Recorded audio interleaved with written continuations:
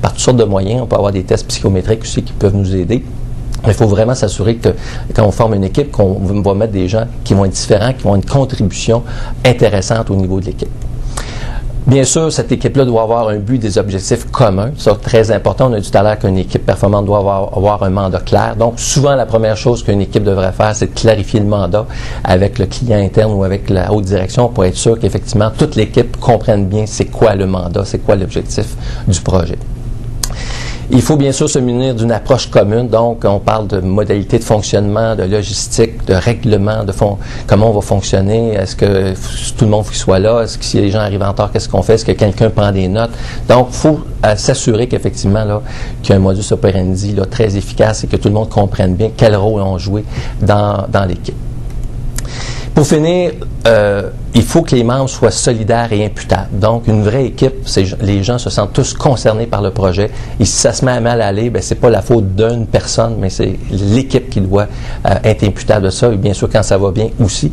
Donc, c'est très, très important. Lorsqu'on voit, après une réunion d'équipe, les gens qui commencent dans le corridor à un peu contredire les réunions de l'équipe ou dire, ben moi, je n'étais pas d'accord, mais ça veut dire que vous n'avez pas une vraie équipe. Vous avez un comité et s'il n'y a pas de synergie dans cette équipe-là, les gens doivent se tenir, doivent être solidaires et c'est pas si facile. Tout à l'heure, on va revenir là-dessus, comment former justement ces gens-là à être solidaires et imputables.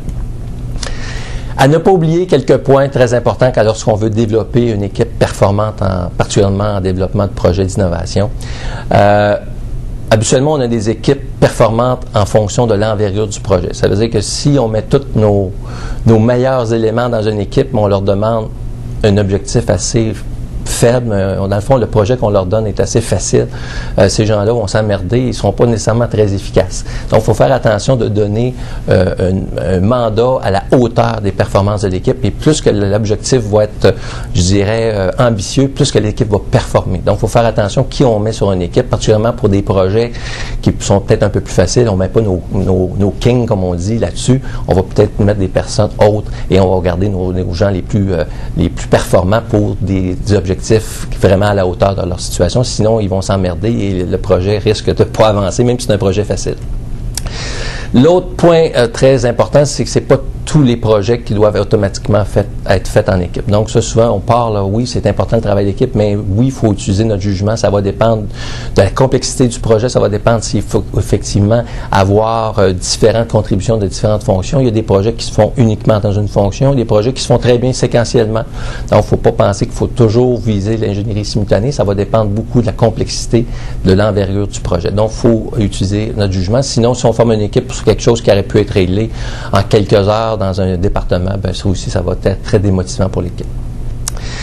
Faut faire attention à gérer bien les fins de projet. Donc, particulièrement un projet de longue haleine de 12 à 18 mois qu'une équipe a travaillé très, très fort.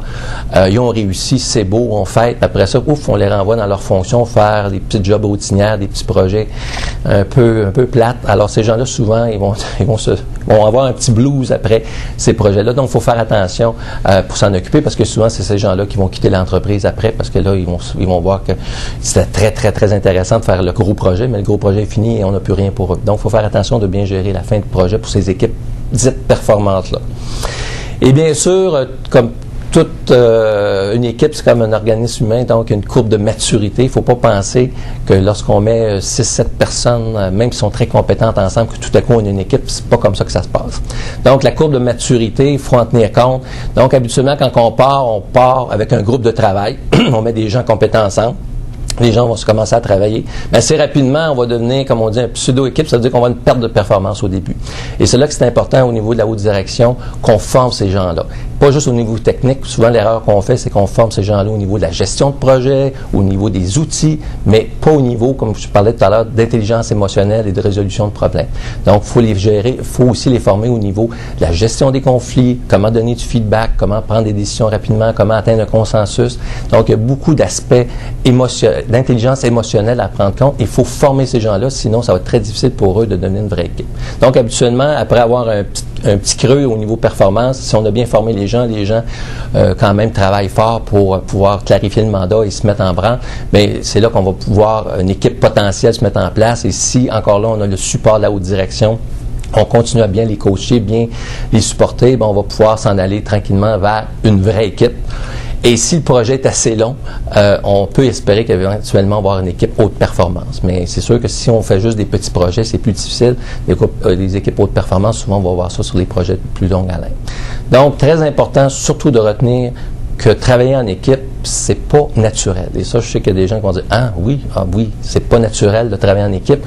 On aime tous mieux travailler seul. » Et lorsqu'on vient pour travailler en équipe, souvent, on n'a pas toutes les habiletés, on n'a pas toutes les connaissances. Donc, il faut absolument supporter les membres d'une nouvelle équipe avec différentes formations, mais comme je vous disais, surtout ne pas oublier le côté interpersonnel, le côté intelligence émotionnelle qu'une équipe doit avoir si elle veut espérer devenir une équipe haute performance. Alors, je vous remercie de votre attention. C'était Arlen Doyle pour la firme Zinn Beauchamp et Associés.